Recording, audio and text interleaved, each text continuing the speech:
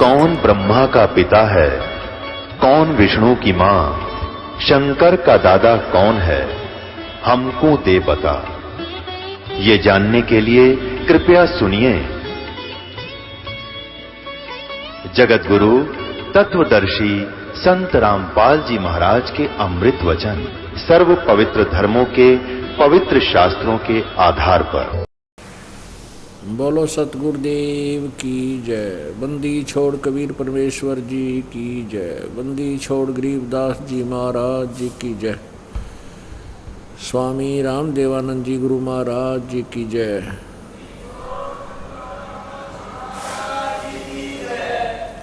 सर्व संतों की जय, सर्व भक्तों की जय, धर्मी पुरुषों की जय। श्री काशी धाम की जय, श्री छुडानी धाम की जय, श्री क्रोथा धाम की जय, श्री बरवाला धाम की जय। सत साहिब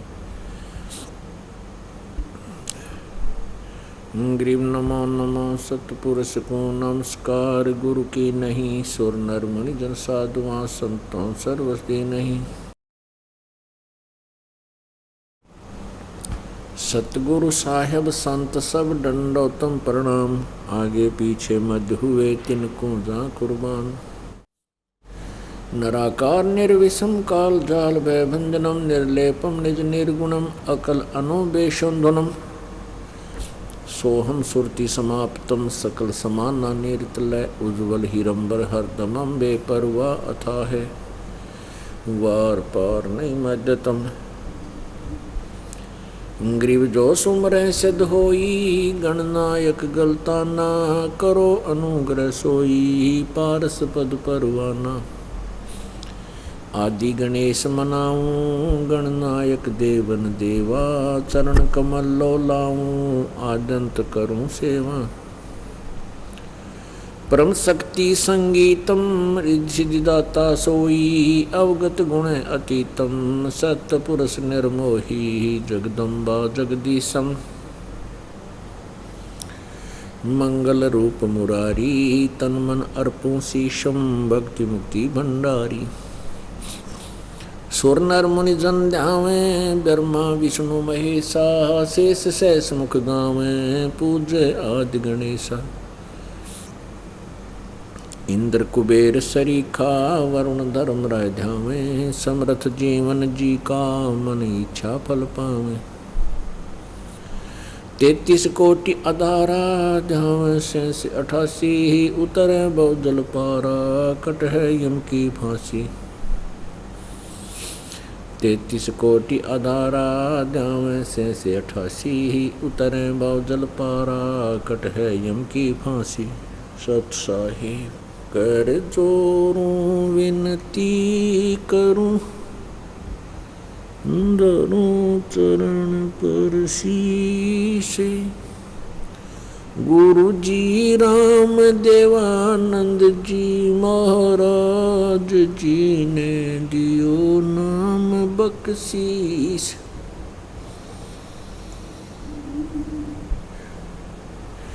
कोटि कोटि सिजदा करूं कोटि कोटि प्रणाम। चरण कमल में राखियो मैं बांधी जाम गुलाम।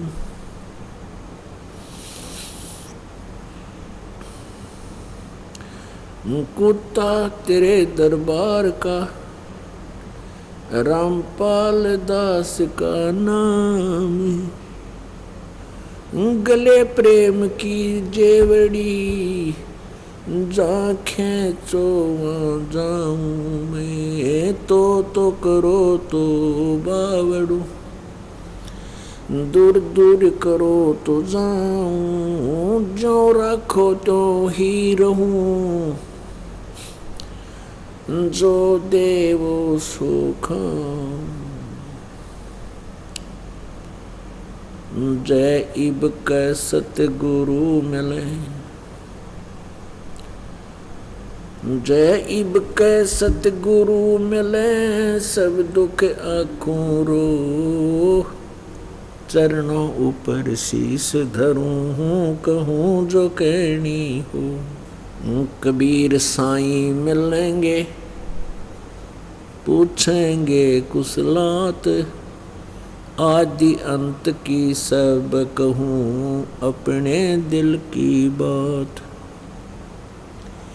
गुरु जी तुम ना भूलियो, चाहे लाख लोग मिल जाही, हमसे तुमको बहुत है, तुमसे हमको नहीं।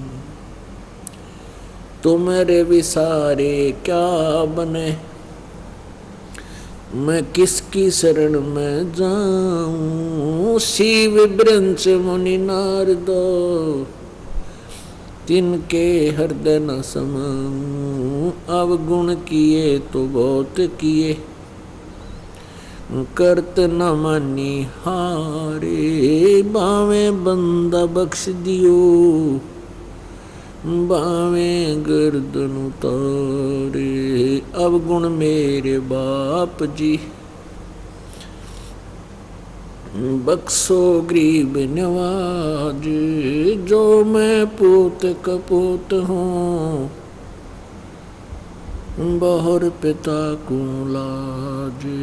मैं अपराधी जन्म का, नक्सिक बरे विकारे। तुम दाता दुख भंजना, मेरी करो संभाल। परमपिता परमात्मा परमेश्वर पूर्ण ब्रह्म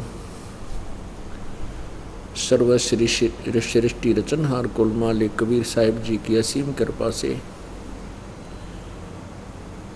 इस कलयुग के अंदर ये सत्संग होता है। भक्ति मुक्ति के दाता सतगुरु भटकत प्राण फिरंदा, उस साहिब के हुक्म बिना नहीं तरवर पात हिलंदा। परमेश्वर कबीर जी वो पूर्ण ब्रह्म हैं। ये वही परमात्मा हैं जो बनारस में, काशी में, भारतवर्ष में काशी शहर के अंदर एक कमल के फूल पर नवजात शिशु का रूप धारण करके ये परमात्मा विराजमान हुए थे। ये परमेश्वर चारों युगों में आते हैं। सतयुग के अंदर इनका नाम सतसुकृत होता है। त्रेता में ये मुनिंदर नाम से प्रसिद्ध होते हैं और द्वापर के अंदर करुणामय नाम से और कलयुग में ये अपने वास्तविक नाम से, कबीर देव नाम से, कबीर साहब नाम से प्रकट होते हैं। परमात्मा का यहाँ आगमन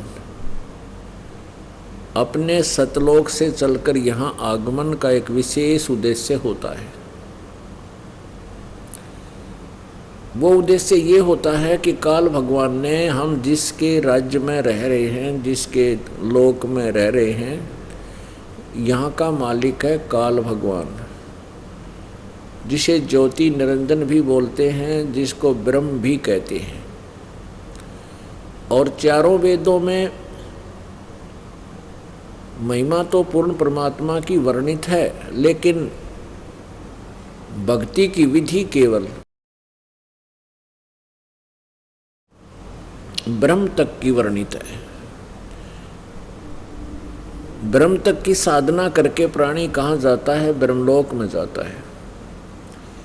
गीता जी अध्याय नंबर 8 के श्लोक नंबर 13 में कहा है, ये गीता ज्ञान दाता श्री कृष्ण जी में प्रवेश करके ये ब्रह्म बोल रहा है, काल बोल रहा है। ये कहता है कि मुझ ब्रह्म का केवल एक ओम मंत्र है, ओम इति एकाक्षरम ब्रह्म व्यवहारन माम अनुसमरण यह परियाति तजन देहम सयाति परमाम गतिम। मेरा एक ओम मंत्र है मुझ ब्रह्म का एक ओम अक्षर है। उच्चारण करके जो सुमन करता हुआ शरीर त्याग कर जाता है, वो इस ओम नाम के जाप से मिलने वाली जो गति है, उस परम गति को प्राप्त होता है। ब्रह्म की साधना से कहाँ जाते हैं? ब्रह्म लोक में जाते हैं।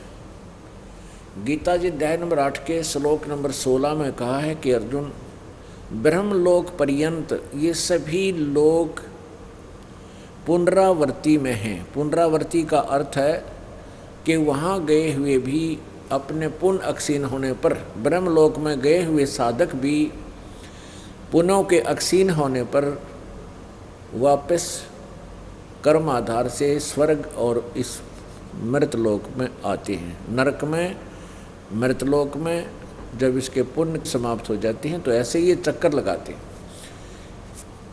अर्थात इसको पुनरावर्ती बोलते हैं, यानी जन्म मृत्यु बनी रहती है। इसलिए गीता जी अध्याय नंबर 15 के श्लोक नंबर 4 में कहा है कि जब तुझे तत्व ज्ञान प्राप्त हो जा, उस तत्व ज्ञान के प्राप्ति के पश्चात परमेश्वर के उस परम पद की खोज करनी चाहिए, जहाँ जाने के बाद साधक फिर लौटकर संसार में कभी नहीं आते। अर्थात जिनका पूर्ण मोक्ष हो जाता है, जन्म मृत्यु सदा के लिए समाप्त हो जाती है और वो सतलोक में चले जाते हैं, सनातन परमधाम में पहुंच जाते हैं। वहाँ ऐसी ही सृष्टि है, वहाँ किसी प्रकार का कोई दुख नहीं, वो 5 तत्वों से बना हुआ वहाँ बॉडी नहीं है, वहाँ केवल नूर से बनी हुई बॉडी है, शरीर है, जिसमें किसी प्रकार का कोई भी रोग, टेंशन आदि नहीं होते। गीता जी अध्याय नंबर 15 के श्लोक 4 में स्पष्ट किया है कि उसके पश्चात उस परम पद परमेश्वर की खोज करनी चाहिए, जहाँ जाने के बाद साधक फिर लौटकर संसार में नहीं आते। और जिस परमात्मा ने सृष्टि की रचना की है, अर्थात जिससे संसार रूपी वृक्ष की प्रवृत्ति विस्तार को प्राप्त हुई है, अर्थात जिसने सृष्टि रचना की है, और मैं उसी की शरण हूँ। गीता ज्ञानदाता कहता मैं उसकी शरण हूँ। इस प्रकार दृढ़ निश्चय करके उसी परमेश्वर का ध्यान करना चाहिए, उसी परमेश्वर की भक्ति करनी चाहिए। गीता जी अध्याय नंबर 18 के श्लोक 62 में कहा कि हे अर्जुन, तू सर्वभाव से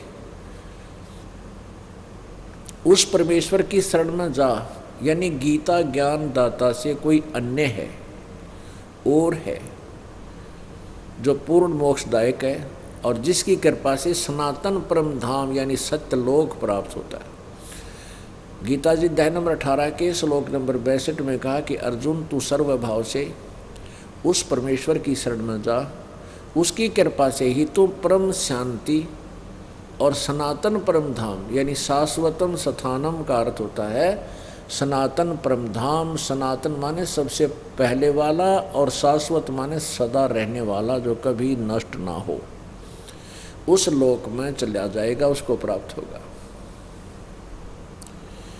उसके लिए क्या बताया है कि गीता जी अध्याय नंबर 4 के श्लोक नंबर 32 में कहा है कि जिन यज्ञों का यानी धार्मिक अनुष्ठानों का वर्णन मैंने अध्याय नंबर 4 के श्लोक नंबर 25 से 31 तक किया है, ये साधना ऐसी हैं, कोई तो देवताओं की पूजा करता है, कोई ऊपर को पैर करके नीचे को सिर कर लेता है, सिरासन पर साधना करता है, कोई तीक्ष्ण व्रत ही रखता है, कोई अहिंसावादी ही बनकर साधना कर रहा है, कोई स्वाध्याय करता है, कोई व्रत करता है।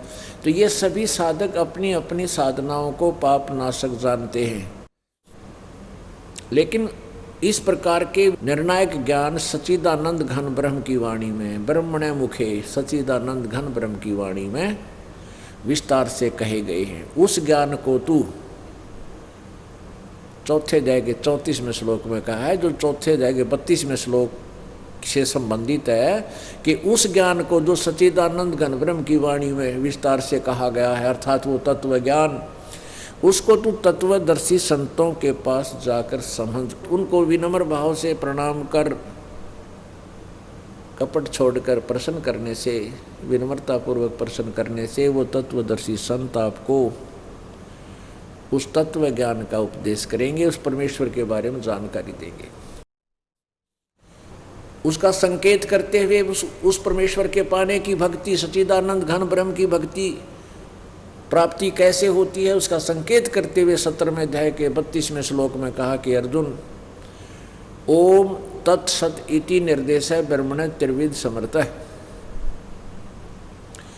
उस सच्चिदानंद घन ब्रह्म के पाने का, उसकी प्राप्ति का, उसके सिमरण करने का केवल ओम तत्सत्य 3 मंत्र का जाप है। ओम तो ये स्पष्ट है ब्रह्म का है, तत् और सत्य ये 2 सांकेतिक हैं, ये कोई नहीं बता सकता, ये दास बता सकता है, क्योंकि इस दास को परमात्मा ने वो गुप्त भेद बताया है, कबीर परमेश्वर जी ने, मेरे गुरुदेव जी ने। ऐसे ये तत्व और सत्य गुप्त हैं और मंत्र हैं। ओम सीधा ही है, ओम ब्रह्म का जाप है, तत् ये परब्रह्म का जाप है, जिसको अक्षर पुरुष भी कहा। गीता जी अध्याय नंबर 15 के श्लोक नंबर 16-17 में 3 परमात्माओं की जानकारी है, 3 प्रभुओं की, 3 पुरुषों की, एक सरपुरुष, एक अक्षर पुरुष।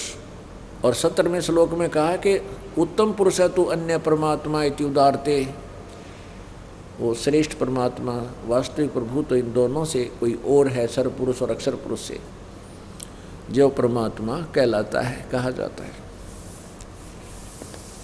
और वही तीनों लोकों में प्रवेश करके सबका धारण पोषण करता है, स अव्यय ईश्वर है, वो वास्तव में अविनाशी परमात्मा है। पुण्यात्माओं, परमेश्वर अपने सच्चिदानंद घन की वाणी में, कबीर वाणी में पहले ही बताया करते थे, चारों युग में संत पुकारे और कोक कहा हम हेल रे, हीरे माणक मोती बरसे ये जग चुगता डेल रे। ओहो, परमात्मा कहते हैं कि चारों युगों में मैं आया और आवाज़ लगा लगा के, रुके मार मार के, ऊंची आवाज़ में गरज गरज के मैंने अपने इस यथार्थ ज्ञान को बताया।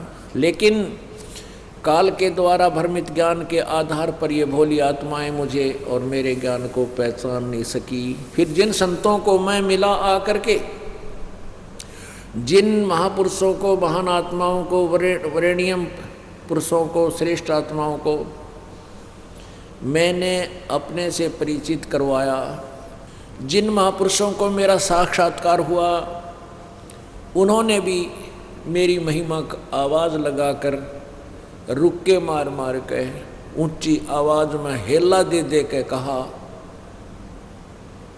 परमात्मा की वाणी में, चारों युग में संत पुकारे और कोक कहा हम हेल रे, हीरे माणक मोती बरसें ये जग चुगता डेल रे।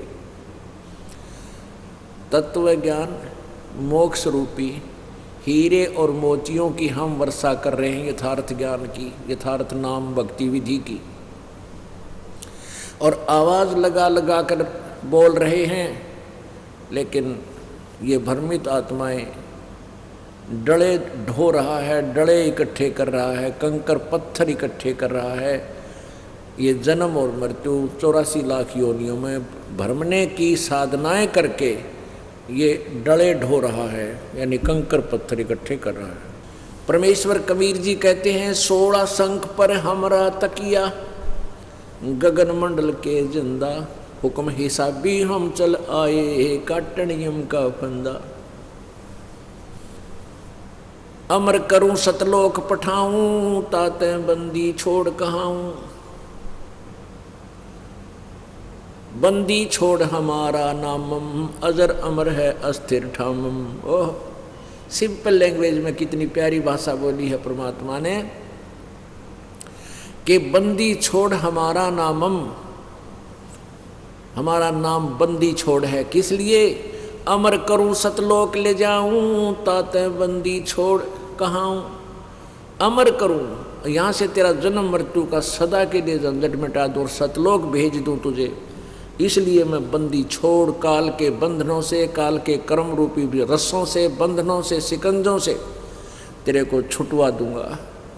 काल ने हमें कर्म प्रदान करके जैसा कर्म करेगा वैसा फल मिलने के आधार से हमें यहीं रोक रखा है। परमात्मा कहते हैं कि शुभ कर्मों के कारण तुम ब्रह्मलोक चले जाते हो, स्वर्ग लोक चले जाते हो, वहाँ पुण्यों को क्षीण करके फिर 84 लाख योनियों में धक्के खाते हो और फिर पाप के आधार से नरक जाते हो, फिर 84 लाख प्रकार के प्राणियों के शरीरों में कष्ट उठाते हो। अब परमात्मा कहते हम बंदी छोड़ हैं। कैसे हैं कि तुम्हारे पुण्य जो होंगे उनको सुरक्षित रखेंगे और तुम्हारे पापों को नाश कर देंगे। जब तुम्हारे पाप नष्ट हो जाएंगे, पुण्य बढ़ जाएंगे, तो हम इसका प्रतिफल इस काल के लोक में प्राप्त नहीं करेंगे, हम सतलोक में जाएंगे, इसका ऋण उतार देंगे। ये खुद भी कहता गीता जी अध्याय नंबर 18 के श्लोक नंबर 66 में कि सर्वधर्मान परित्यज माम एकम शरणम व्रज अहम तवा सर्व पापे मोक्षामि मा शुच। गीता ज्ञानदाता काल कहता है कि मेरे सतर की ओम नाम का जाप और ये यज्ञ आदि जो तू करता है, इन सब का फल मुझे छोड़ दे, ये सब पूजाएं मेरे में छोड़ दे, मैं तुझे ऋण मुक्त कर दूंगा, पाप मुक्त कर दूंगा, तुझे 84 लाख योनियों में नहीं डालूंगा, नरक में नहीं डालूंगा। एकम शरणम व्रज, एकम माने जिसके बराबर दूसरा ना हो, अद्वितीय परमात्मा सर्वशक्तिमान सर्वेश्वर महेश्वर, उस कबीर देव की शरण में जा। उसके लिए फिर बताया है किसी संत की तलाश कर। अपने आत्माओं परमात्मा कहते हैं कि अजर अमर है अस्थिर ठामम, अमर करूं सतलोक पठाऊं और ताते बंदी छोड़ कहाऊं। इसलिए मैं बंदी छोड़ कहलाता हूं क्योंकि यजुर्वेद अध्याय नंबर 5 के मंत्र नंबर 32 में कहा है कि कबीर अंगारी असी और बम्भारी अवेसुरसी।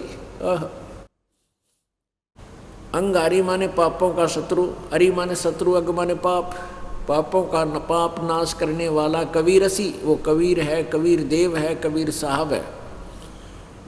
और बम्भारी माने बंधनों का शत्रु, बम्भारी बंधनों का शत्रु यानी कर्म के बंधन को काटने वाला वो कबीर है। और रतधामा सवर ज्योति रतधामा आसी, लास्ट में लिखा इस मंत्र के, वो सतलोक में रहने वाला है वो परमात्मा कबीर असी।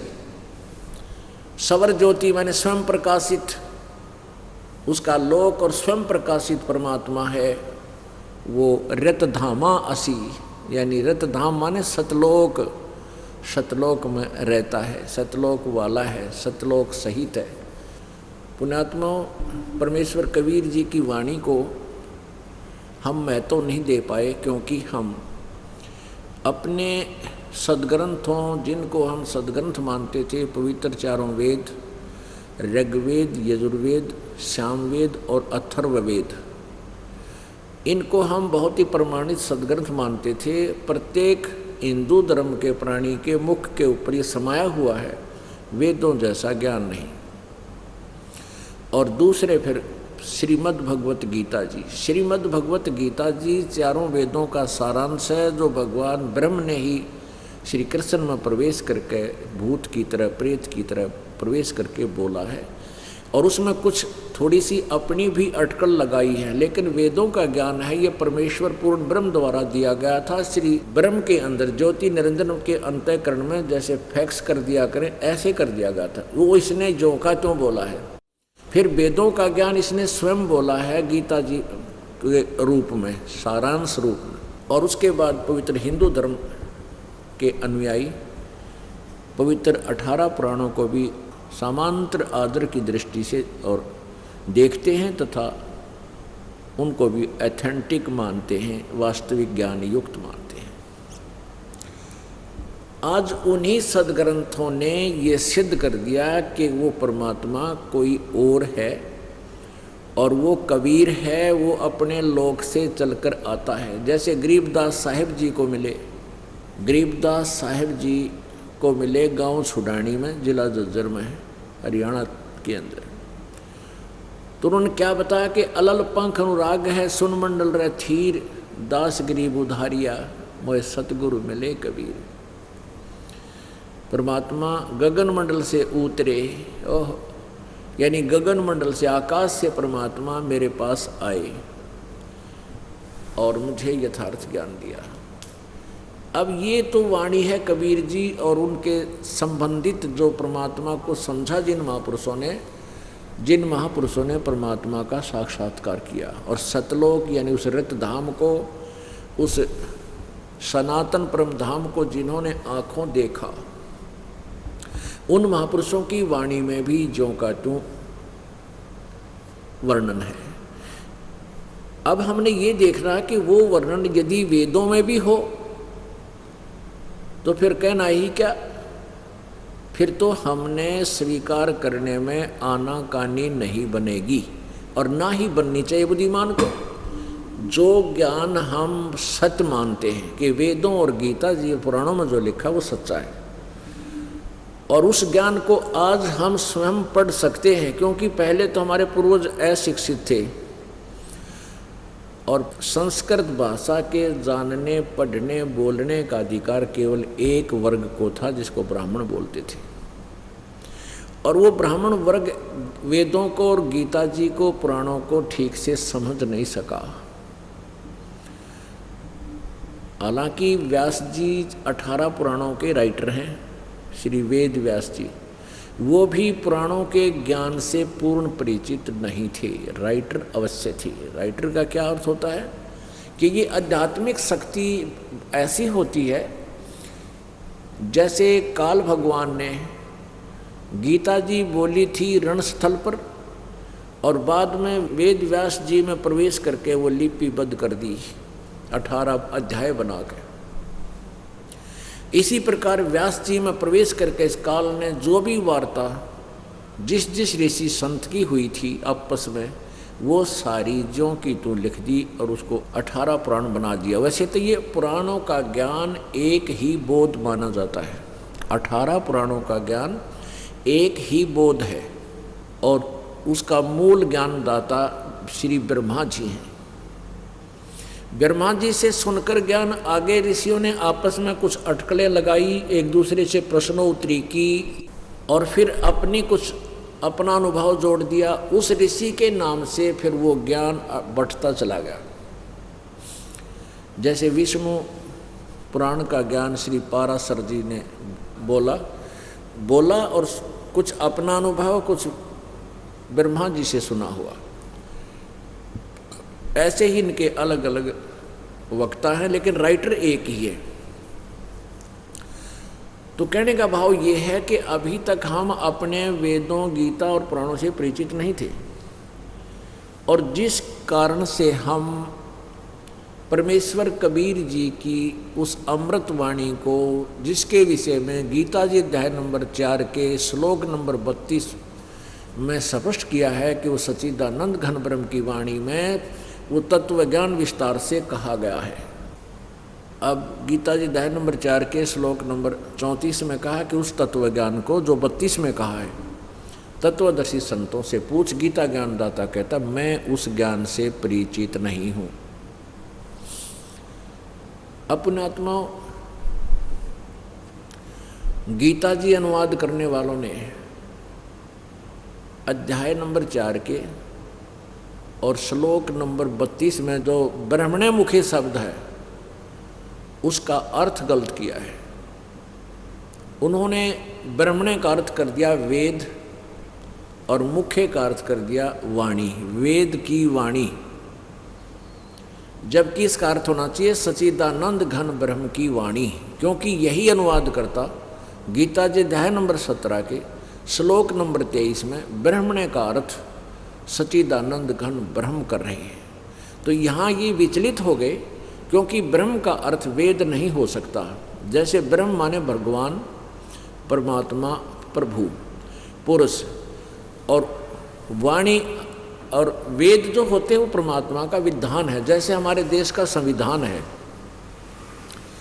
हमारे देश का संविधान है और उसका संविधान को लागू करने वाला, मेंटेन करने वाला राजा होता है। यदि राजा का अर्थ कोई संविधान करता है तो व्यक्ति विचलित है, उस लेख को समझ नहीं रहा जहाँ पर ऐसी कोई व्याख्या है। तो ब्रह्म तो समझो प्रभु है, ब्रह्म का अर्थ वेद करना न्याय संगत नहीं है। ये इनकी नासमझी है, अज्ञानता है। तो यहाँ इन्होंने ब्रह्मणे का अर्थ वेद लिख दिया है, वेद नहीं होना चाहिए। यहाँ पर सच्चिदानंद घन ब्रह्म की मुख्य माने उनके मुख द्वारा, मुखारविंद से उच्चरित वाणी, उसको मुखवाणी, ओह सच्चिदानंद घन ब्रह्म के मुख से उतरित वाणी में अर्थात कबीर वाणी में विस्तार से कहे गए हैं। उस ज्ञान को समझो, तत्वदर्शी संतों के पास जाकर समझो। अपने आत्मा, यदि यही बात वेदों में मिल जाए कि वो परमात्मा अपने निज धाम से आता है, अमर धाम में रहता है, मुक्ति धाम में रहता है और वहाँ से चलकर आता है और श्रेष्ठ भक्तों को मिलता है, श्रेष्ठ अच्छी आत्माओं को मिलता है, तो फिर हमें परमेश्वर के ज्ञान को समझने में देरी नहीं लगेगी। पुण्यात्मा,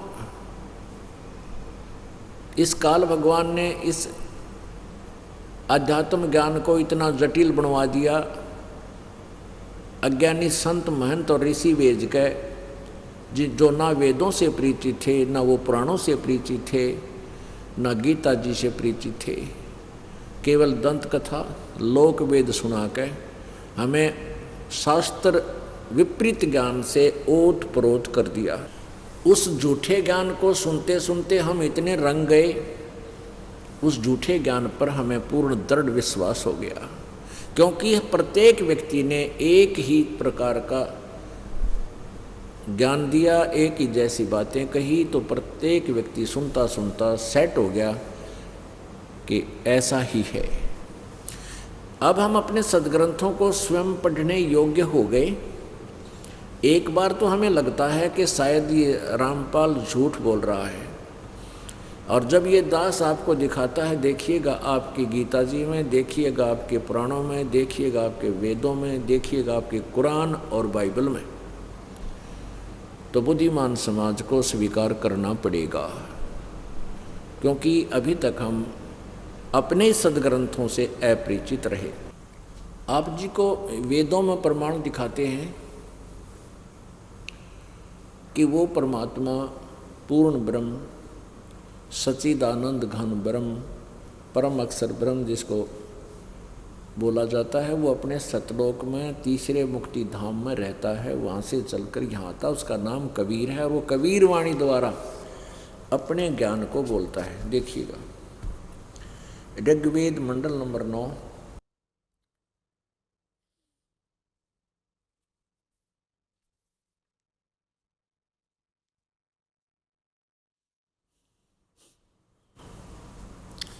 प्रकाशक है सार्वदेशी कार्य प्रतिनिधि सभा, महर्षि दयानंद भवन, रामलीला मैदान, नई दिल्ली 2। ये इनके फ़ोन और फैक्स नंबर है, ईमेल भी है। इन्होंने लिखा ऋग्वेद आर्य भाषा भाष्य महर्षि दयानंद सरस्वती कृत। वैसे ये 9 और 10 मंडल दयानंद द्वारा अनुवादित नहीं है। मुद्रक है Prince offset printers, 1510 Pataudi house, Daryaganj, नई दिल्ली। अब यहाँ थोड़ा सा कंसेप्ट ये क्लियर करना आवश्यक हो गया कि ये आर्य समाज के आचार्य ये झूठे भी निरे हैं, इन्हें शर्म भी नहीं आती, झूठ बोलते आना, तुम के बकवाद कर रहे हो, क्या लिख रहे हो।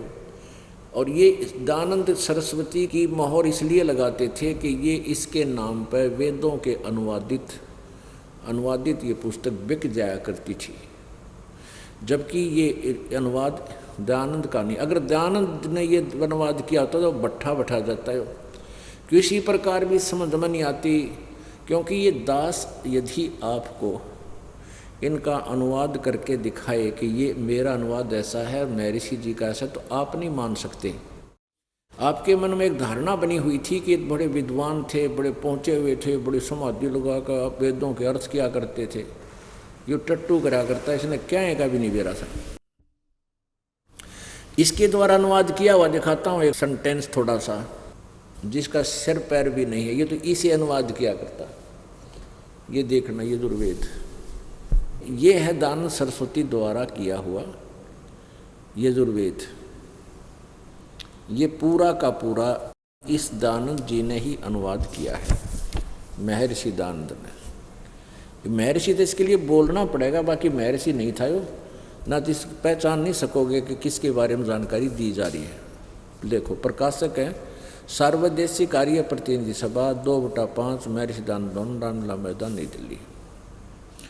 यजुर्वेद आर्य भाषा भाष्य संपूर्ण 40 अध्याय यानी पूरा का पूरा महर्षि दयानंद सरस्वती कृत, ये ठीक है, अनुवाद इसने किया है। मुद्रक हैं Prince offset printers 1510 Pataudi house Daryaganj नई दिल्ली। इतने ये फ़ोन नंबर है।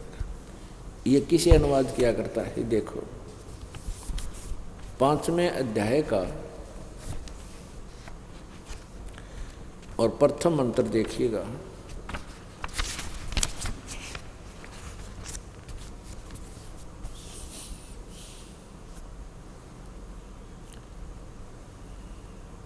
इसमें है अग्ने तनुरसी विष्णवे तवा सोमस्य तनुरसी। अग्ने तनुरसी और विष्णवे तवा सोमस्य तनुरसी। अग्ने माने परमेश्वर, तनु माने सहशरीर, असी माने है। विष्णवे माने धारण पोषण करने के लिए, तवा माने आप जी का यानी उस परमेश्वर, सोमस्य माने अमर पुरुष का, तनु माने शरीर, असी माने है। इसका सीधा सा अर्थ ये बनता है। लेकिन इस महापुरुष ने क्या किया है, इसका अर्थ है मनुष्यो तुम लोग जैसे मैं।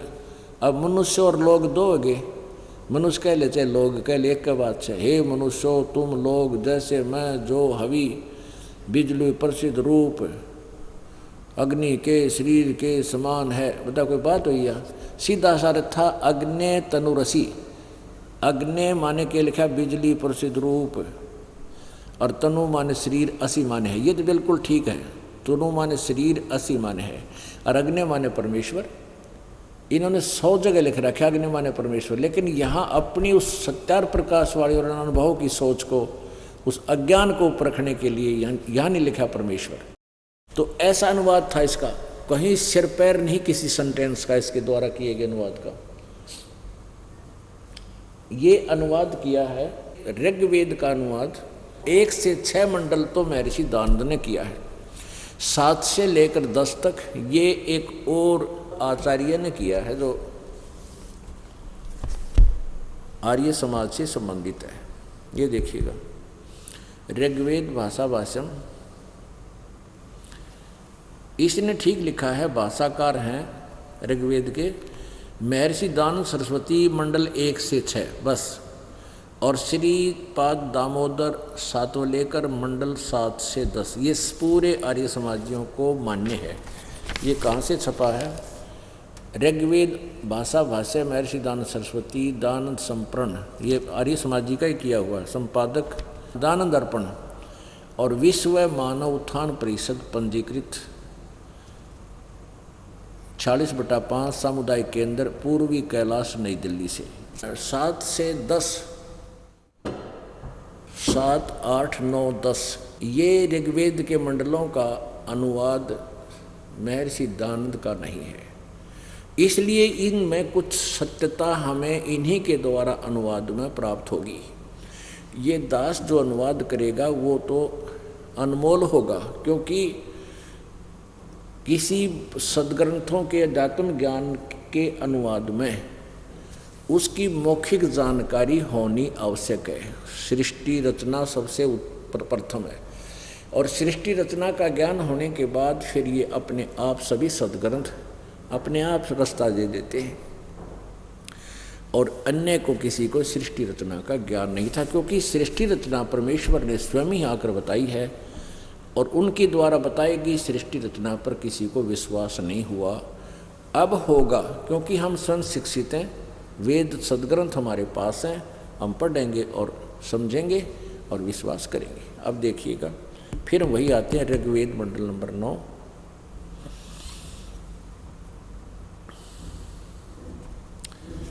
ये दानंद सरस्वती द्वारा नहीं अनुवादित है, फिर भी ये प्रकाशक यही हैं आर्य समाज वाले, और ये मान्य है इनको। प्रकाशक हैं सर्वदेशी कार्य प्रतिनिधि सभा महर्षि दानंद भवन रामलीला मैदान नई Delhi. Phone number, phone and fax number इतने। और ये मुद्रक है prints offset printers 1510 Pataudi house Daryaganj नई दिल्ली। ऋग्वेद मंडल नंबर 9 सूक्त नंबर 96 यानी 96। इसके मंत्र नंबर 16 में कहा है, प्रश्न किया है वेद ज्ञानदाता ब्रह्म ने कि हे पूर्ण परमात्मा, हे परमेश्वर, आप अपने यथार्थ नाम से, जो आपका गुप्त नाम है, श्रेष्ठ नाम है, उससे परिचित कराएं, आपका वास्तविक नाम क्या है। फिर 17वें में बताया है कि वो कबीर नाम है उस परमात्मा का, और वो जब आता है शिशु रूप धारण करके प्रकट होता है तो अपनी महिमा की वाणी वो अपने मुखारविंद से, यानी कबीर नाम होता है, वो कबीर वाणी में उस यथार्थ ज्ञान का उच्चारण करता है। और उस समय वो परमात्मा ऋषि या संत रूप में जो प्रकट होता है, उस ऋषि और संत रूप में प्रकट परमात्मा द्वारा बोली गई वो वाणी लोकोक्तियों के माध्यम से, काव्यों के कविताओं के माध्यम से बोली जाती है, जिस कारण से वो प्रसिद्ध कवि की उपाधि भी प्राप्त करता है। और वो परमात्मा तीसरे मुक्ति धाम में रहता है। यहाँ से केवल इतना ही लेंगे, फिर आगे आज का सत्संग शुरू करेंगे। ये देखिएगा, ऋग्वेद मंडल नंबर 9 सूक्त नंबर 96 और मंत्र नंबर 16। इसमें लिखा है कि गुह्यम चारु नामम, चारु नाम सब आयुध है, स्तोत्र भी पूयमान्य अभर्ष गुह्यम चारु नाम। अब स्तोत्र भी माने स्तोत्रों के, यानी ज्ञान के वाणी रूपी सब आयुध है, यानी अपने अस्त्र शस्त्र, अपने तत्व ज्ञान रूपी शस्त्र सहित आप आइए और परमात्मा अपने उस यथार्थ नाम का ज्ञान कराइए। इन्होंने लिखा अनुवाद, हे परमात्मन सर्वोपरि रहस्य चारु श्रेष्ठ। नाम माने नाम लिखना था यहाँ पर। इस नाम का अर्थ इन्होंने जो तुम्हारी संज्ञा है, नाम का अर्थ संज्ञा कर दिया, आप उसका ज्ञान कराएं। इसका अर्थ है, हे परमात्मन आपका जो सबसे श्रेष्ठ नाम है उसका ज्ञान कराएं। इसमें वो ज्ञान करा है। इसमें लिखा है कबीर, इसको ये कवि बोल देते हैं, हम इसको कबीर देव बोल देते हैं, कबीर देव, कबीर साहब जैसा भी। शिशु जगानम हरियंतम मर्जंती शुभंती वहीन मरुतो गणेन कबीर गिरभी। कबीर गिरभी का अर्थ है कबीर वाणी। इन्होंने यहाँ देखिएगा, इस रै को हटा के, ऊपर वाले रै को हटा के, ये जो ग की ई की मात्रा के ऊपर छोटा रै लगा हुआ, इसको हटा के इन्होंने कवि के 2 मात्रा ये अपसर्ग लगा दी और गिर भी अलग कर दी वाणी द्वारा। तो हम इसको जो का त्यों रखा, कबीर गिर भी, कबीर वाणी द्वारा। कबीर, इसने कवि का अर्थ लिया कवि लोग, और वाणी द्वारा यहाँ हमने लिखना था वो कबीर वाणी द्वारा परमात्मा जो आता है शिशु रूप धारण करके जानबूझ कर प्रकट होता है। यथार्थ ज्ञान वो अपने प्यारी आत्माओं को, बड़े बड़े समूह को यथार्थ ज्ञान बताता है। वो कावेना यानी कविताओं के माध्यम से, लोकोक्तियों के माध्यम से अपनी कबीर वाणी द्वारा ज्ञान उच्चारण करता है। वो कबीर संत सोम, वो परमात्मा जो कवि रूप में प्रकट होता है वो परमात्मा ही होता है। और अपने यथार्थ ज्ञान को रेभन माने गरजता हुआ, रेभन सन, इन्हीं के द्वारा गरजता हुआ यानी ऊंची स्वर में उच्चारण करता है, ज्ञान कराता है। अब देखो 18वें, इन अनुवाद फिर भी अच्छा नहीं किया, आगे देखो 9 के 96 में क्या लिखा है। अब 9 ऋग्वेद मंडल नंबर 9 और सूक्त नंबर 96 का मंत्र नंबर ये 18 है। इसमें लिखा है वो परमात्मा जो संत रूप में प्रकट होता है, सोमम, वो अमर परमात्मा, सोम स्वरूप या अमर परमात्मा, पालन की इच्छा करता हुआ जो महान वह परमात्मा तृतीयम धामम। अब संस्कृत पढ़ सकते हैं हम, क्योंकि ये देवनागरी लिपि है। नागरी लिपि में लिपिबद्ध है। तृतीयम मान तीसरे, धाम माने श्लोक में स्थान पर, विराजमान माने विराजमान है। तृतीयम धाम देवयान और पितरान, ये इन्होंने अनुवाद किया है। दोनों से पृथक तीसरा जो मुक्ति धाम है, तीसरे मुक्ति धाम में विराजमान है। इन्होंने कर दिया ज्ञान योगी। अब ज्ञान योगी की तट गया, भगवान की महिमा चल रही है प्रकाश। और कांतदर्शी दस्युओं की पदवी अर्थात मुख्य स्थान है। ये है वो परमात्मा कवि नाम पदवी, कवियों की, प्रसिद्ध कवियों की पदवी को प्राप्त करता है, क्योंकि वो अपनी वाणी को कविताओं से बोलता है, लोकोक्तियों के माध्यम से।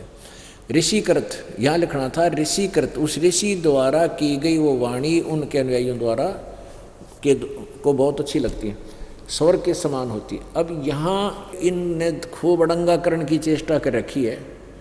इसमें से केवल इतना ही लेना है हमने कि वो परमात्मा तीसरे मुक्ति धाम में रहता है। इसमें क्या किया है कि इसके 9-10 मंडल की भूमिका में लिखा हुआ है इन्होंने। 9 मंडल का आधे तो किसी ने अनुवाद किया है, आधा किसी ने किया है। तो जिसने आधा किया उसने अड़ंगा किया है, कुछ ने श्रेष्ठ ठीक ढंग से कर दिया। लेकिन ये मान्य है ये अनुवाद आर्य समाज के आचार्यों को, और यही ज़्यादा बाधा करते हैं। संस्कृत का ठेका अभिन्न ले रखा, ब्राह्मणों ने छोड़ दिया। अब ये ठेकेदार हो रहे हैं कि संस्कृत हम नहीं आवा और सेनाती है को ना। अब ऋग्वेद मंडल नंबर 9 सूक्त नंबर 86 में आते हैं। अब यहाँ से हमने इतना लिया कि वो परमात्मा पूर्ण ब्रह्म सतलोक में रहता है, तीसरे मुक्ति धाम में रहता है, मोक्ष स्थान पर रहता है, जहाँ उसका मूल ठिकाना है। अब ऋग्वेद मंडल नंबर 9 सूक्त नंबर 86 पे आते हैं। ये देखो,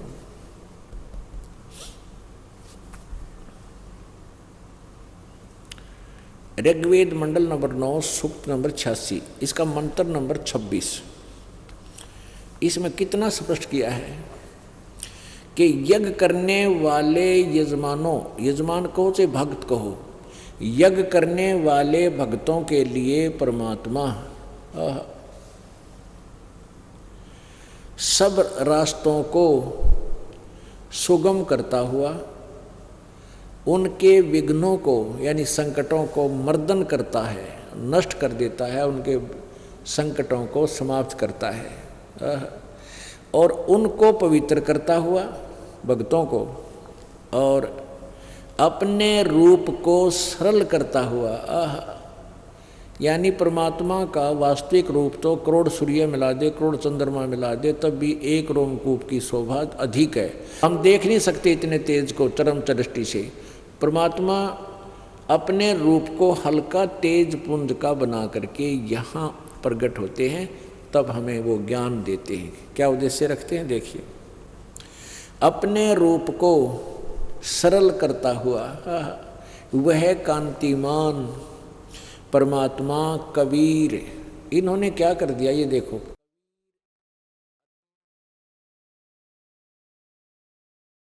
यो कबीर अत्यों का जो अर्थ है इन्होंने कवि कर दिया।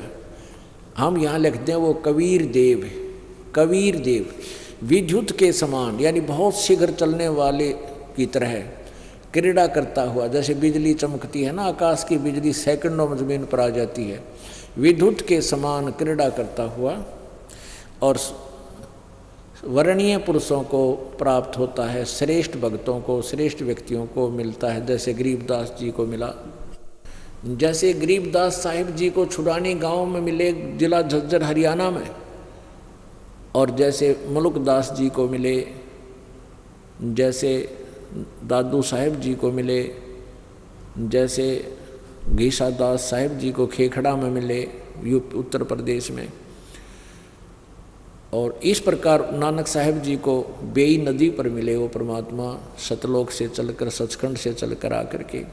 तो ये वेद भी आज गवाही दे रहे हैं कि वो पूर्ण परमात्मा जो तीसरे मुक्ति धाम में रहता है, वो शाश्वत स्थान में रहता है, वहाँ से गति करके बिजली की चमक, जैसे आकाशीय बिजली की स्पीड इतनी स्पीड से नीचे आता है और अपने प्यारे भक्तों को मिलता है। वो आगे देखो। अब ऋग्वेद मंडल नंबर 9 सूक्त 86 और मंत्र नंबर अब हम आपको 27 दिखाते हैं। प्रेम की वे सैकड़ों धाराएं जो नाना रूपों में स्थिति को लाभ कर रही हैं, वे परमात्मा को प्राप्त होती हैं। ये अर्थ वैसे वास्तव में कुछ और है, फिर भी हम अपने मतलब का लेते हैं। प्रकाश पुंज परमात्मा को बुद्धि वृत्तियां विषय करती हैं। जो परमात्मा ध्रुवलोक के और तीसरे पृष्ठ पर विराजमान है। यहाँ ये देखना कि वो परमात्मा कहीं एक देशीय है, एक स्थान पर रहता है। ध्रुवलोक के तीसरे पृष्ठ पर विराजमान है, वहाँ रहता है। अब आगे देखो, देखिएगा ऋग्वेद मंडल नंबर 9 सूक्त नंबर 82 और यहाँ देखिएगा मंत्र नंबर 1 में स्पष्ट किया है। जो सर्वोत्पादक प्रभु प्रकाश रूप सद्गुणों की वृष्टि करने वाला और पापों के हरने वाला यानी पाप नाशक, पाप नष्ट करने वाला है, वह राजीव राजा के समान, राजीव राजा के समान दर्शनीय है। और वह पृथ्वी आदि लोक लोकांतरों के चारों ओर शब्दमान हो रहा है। वह वर्णीय पुरुषों को यानी श्रेष्ठ आत्माओं को जो दृढ़ भक्त है उसको पवित्र करता हुआ प्राप्त होता है। कैसे होता है? जिस प्रकार विद्युत यानी बिजली स्नेह वाले स्थानों को आधार बनाकर प्राप्त होती है। अब देखो कितना स्पष्ट किया है कि जैसे पहले कहा करते भाई आकाश की बिजली कांसी के बर्तन पर गिरा करे। धातु है कांसी, पहले थाली बेले कटोरे गिलास ये कांसी धातु के होते थे, अब तो ये स्टील के हो गए। तो उससे उसका कोई लिंक है, उसी के ऊपर बिजली गिरती थी। तो ऐसे ही इसमें वेद में लिखा है कि वो परमात्मा जिस अपने भगत से उसका विशेष संपर्क है, जहाँ वो आ सकता है, जिसको मिलने योग्य है, जो उसी स्नेह वाले जैसे उस दृढ़ भगत को मिलता है, वो फिर उसकी महिमा आगे परमात्मा द्वारा बताए गए ज्ञान को आगे सुनाता है। ये स्पष्ट वेद कर रहे हैं वो परमात्मा तीसरे मुक्ति धाम तक चल कर आता है, अपने सतलोक से चलकर आता है और वहाँ से फिर अपने श्रेष्ठ भक्तों को मिलता है। आगे देखो वो क्या किस उद्देश्य से आता है। ऋग्वेद मंडल नंबर 9 सूक्त नंबर 82 का अब मंत्र नंबर 2 बताएगा किस लिए आता है परमात्मा। देखना ऋग्वेद मंडल नंबर 9 सूक्त नंबर 82 मंत्र नंबर 2। हे परमात्मन, उपदेश करने की इच्छा से आप यानी ज्ञान देने की इच्छा से आप महापुरुषों को प्राप्त होते हो। हमने वो इतना ही लेना है उसको। अब आगे देखो ऋग्वेद मंडल नंबर 9 सूक्त नंबर 20, इसमें और स्पष्ट किया है। वो कबीर देव है, वो परमात्मा कबीर देव। ऋग्वेद मंडल नंबर 9 सूक्त नंबर 20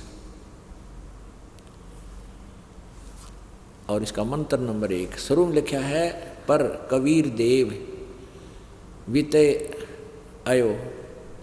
कबीर देव वो कबीर साहब, हम उसको कबीर साहब कहने लगे। कबीर देव माने साहब, कबीर माने कबीर, हम कबीर साहब कहने लगे। अब बरस करके कबीर लिखने लगे, बड़ी की मात्रा लागे। इन्होंने क्या किया कि वह परमात्मा यहाँ लिखता मेधावी है, यहाँ लिखना था वो कबीर देव है, कबीर देव लिख देते बस। सबका रक्षक है, विद्वानों की तृप्ति के लिए, विद्वानों की तृप्ति के लिए यानी विद्वानों को ज्ञान देने के लिए ज्ञान देता है। ओह वह परमात्मा कबीर देव है जो तृप्ति के लिए, यानी जो भक्त जो इच्छुक है ज्ञान का, उसकी तृप्ति के लिए वो ज्ञान देता है। और सहनशील है, संपूर्ण दुष्टों को संग्राम में तिरस्कृत करता है। अपने आत्माओं, इतना कुछ ये भूमिका बनी है आज के सत्संग की, जो दास आपको सुनाना चाहता है। क्या सुनाना चाहता है कि सच्चिदानंद घन ब्रह्म ने अपनी वाणी में क्या बताया है। बहुत विस्तार से लिखा है, कौन सी साधना करनी चाहिए, कौन सी ना करनी चाहिए, वो भी बताई है। श्रीमद् भगवत गीता अध्याय नंबर 16 के श्लोक नंबर 23 में कहा कि अर्जुन, जो शास्त्र विधि को त्याग कर मनमाना आचरण करते हैं, यानी अपनी मर्जी से कोई भी जाप साधना तप आदि करते हैं, शास्त्र विधि को त्याग कर जो मनमाना आचरण यानी पूजाएं करते हैं, उनको न तो कोई सुख होता है, न उनकी गति होती है, न कोई उनको कार्य सिद्ध होता है, अर्थात यूजलेस, व्यर्थ।